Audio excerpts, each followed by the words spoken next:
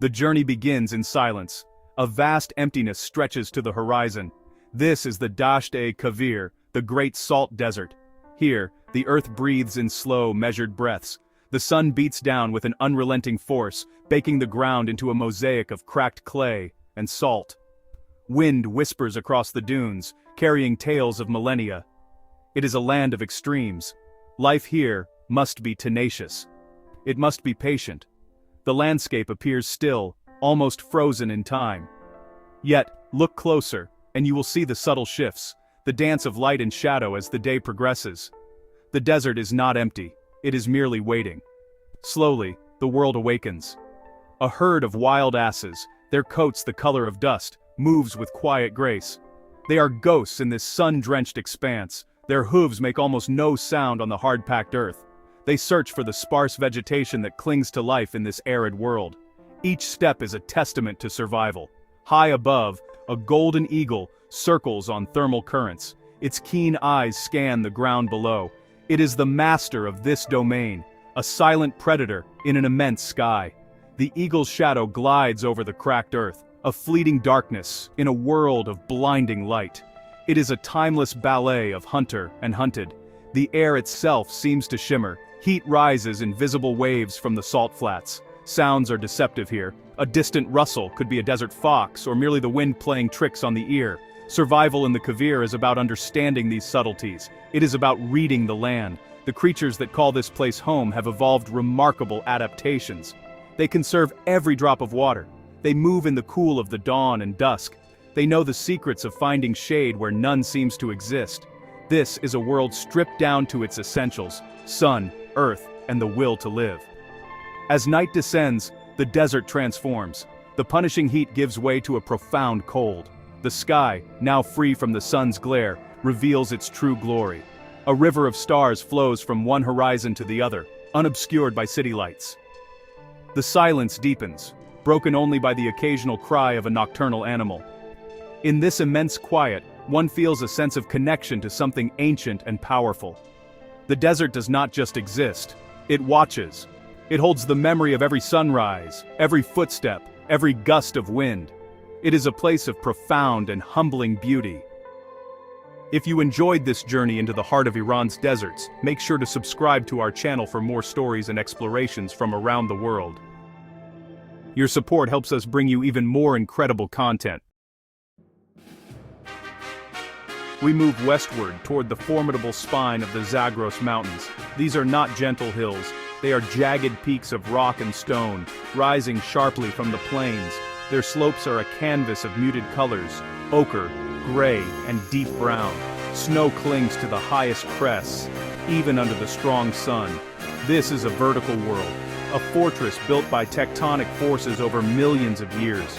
The wind here has a different voice. It howls through narrow canyons and whistles over sharp ridges. It speaks of endurance, of rock, withstanding the relentless passage of time. The scale is immense, dwarfing all who travel through it.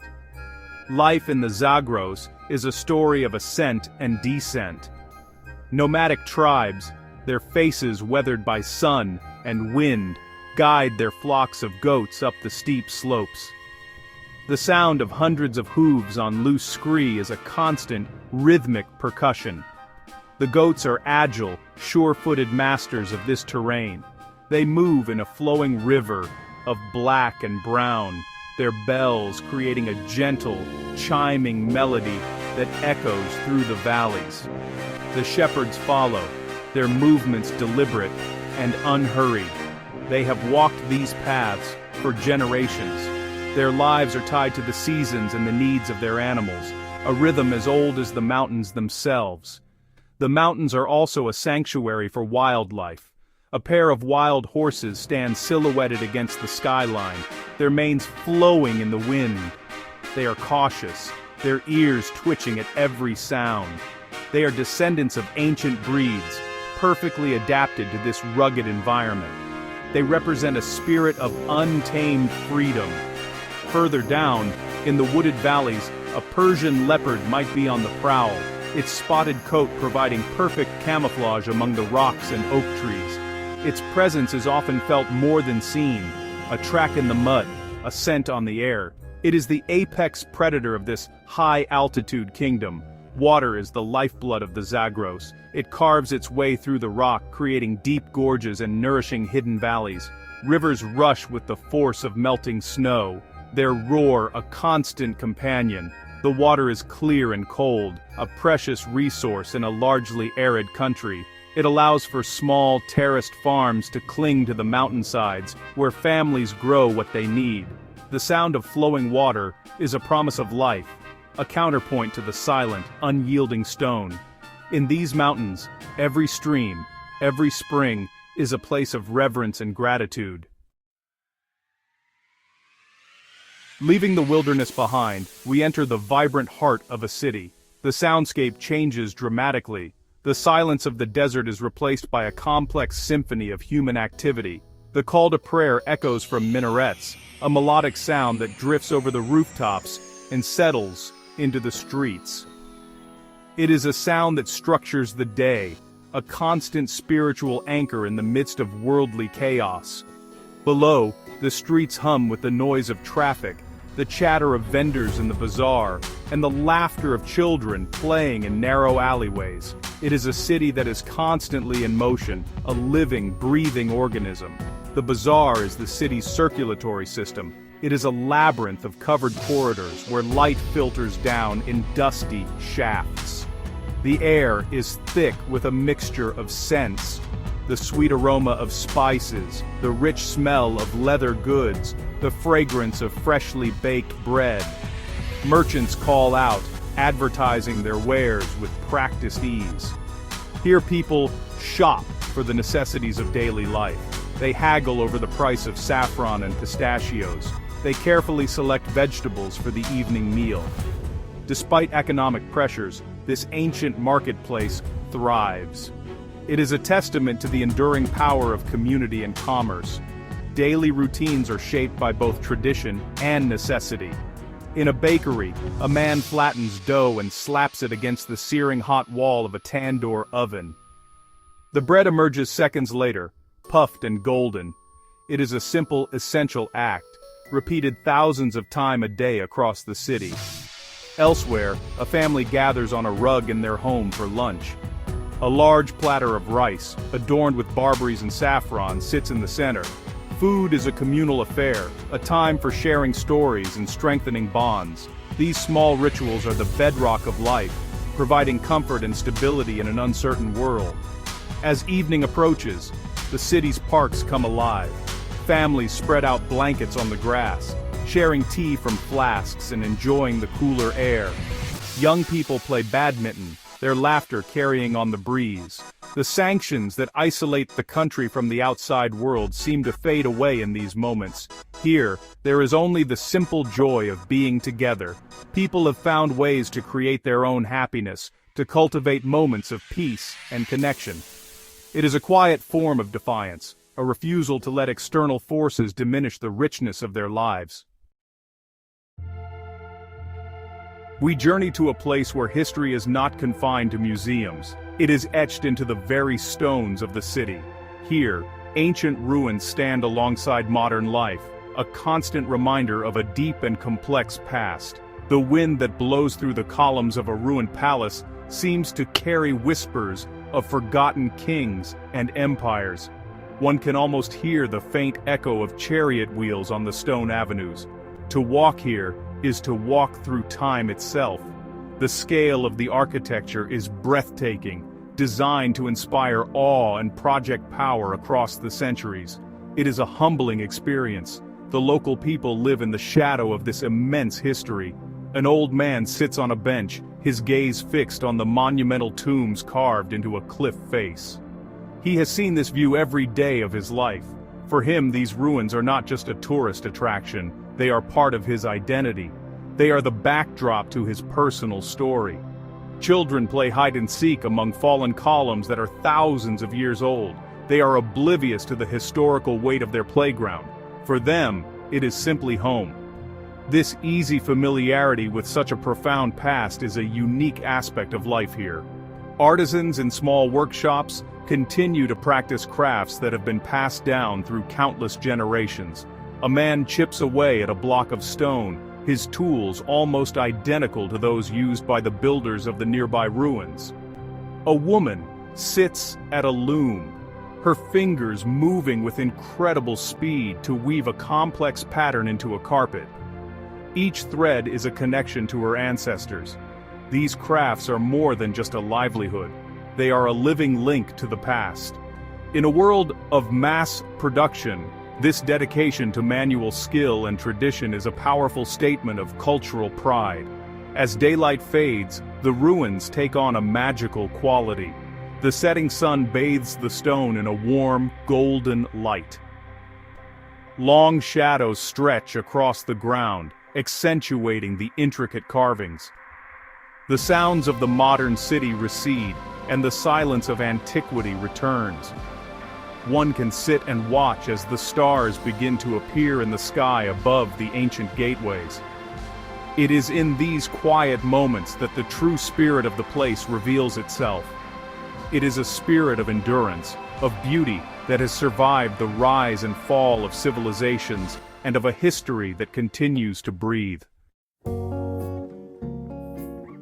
Our journey takes a surprising turn, north to the shores of the Caspian Sea. The arid landscapes of the south give way to a world of astonishing greenness. Dense forests of alder and oak cover the hillsides, their leaves dripping with moisture. The air is humid and cool, a stark contrast to the dry heat of the desert. This is Iran's lush, sub-tropical frontier. Rivers and streams meander through the landscape, their waters flowing gently toward the sea. The sound of birdsong is everywhere, a constant, cheerful chorus that fills the air from dawn till dusk. Here, life is tied to the water and the rich, fertile land. Fishermen set out in small boats at dawn, their nets ready to be cast into the Caspian's gray waters. They are searching for sturgeon, the source of the world's most prized caviar. It is a difficult and often unpredictable living, dependent on the whims of the sea. Onshore, fields of rice stretch out in brilliant green paddies, their surfaces reflecting the sky like a mirror. Farmers wade through the water, tending to the young shoots with care. The entire region seems to be in a perpetual state of growth and abundance. The forest is a world of its own, full of secrets and hidden life. Mist often hangs low among the trees, creating an ethereal, mysterious atmosphere. The ground is carpeted with ferns and moss. A wild boar might rustle in the undergrowth, searching for roots and fallen acorns. The branches of ancient trees are draped with vines, creating a dense canopy that filters the sunlight. This is a primeval forest, a remnant of the vast Hyrcanian forests that once covered this entire region. It feels ancient and untouched, a sanctuary of biodiversity. The people of the Caspian coast have a distinct culture shaped by their unique environment. Their houses are often built with wooden balconies to catch the sea breeze. Their cuisine is rich with fish, fresh herbs, and rice.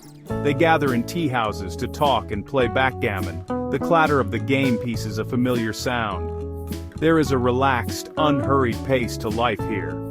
They have adapted to the humidity and the rain, just as their southern counterparts have adapted to the heat and the dust.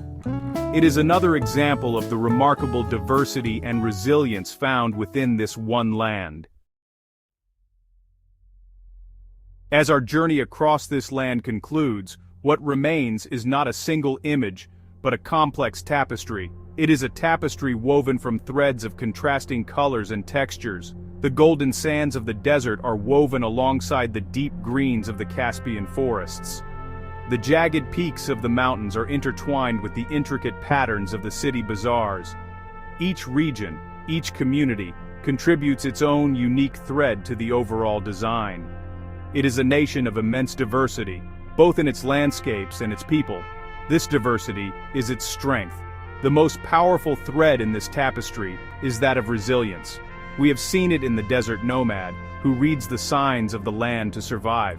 We have seen it in the city dweller who finds joy and community amidst economic hardship. We have seen it in the artisan, who keeps ancient traditions alive with skill and dedication. The sanctions that aim to isolate this nation have, in many ways, forced its people to become more self-reliant. They have learned to make do, to innovate, and to find solutions from within. This has forged a quiet strength and a deep sense of national pride. The sounds of the land will linger long after we have departed. The sound of the wind sweeping across the salt flats. The sound of goat bells echoing in a mountain valley. The sound of the call to prayer drifting over a busy city. The sound of water rushing in a forest stream. These are the sounds of a country that is alive, that is breathing, that is enduring. They tell a story that is far more nuanced and profound than the headlines we often read. It is a story of an ancient civilization navigating the challenges of the modern world. Ultimately, this is a land of stories.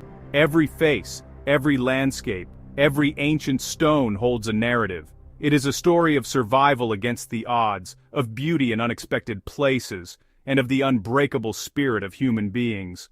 To travel here is to be a privileged listener, to be allowed a glimpse into a world that is often misunderstood. The people of Iran, with their warmth and hospitality, are the guardians of these stories.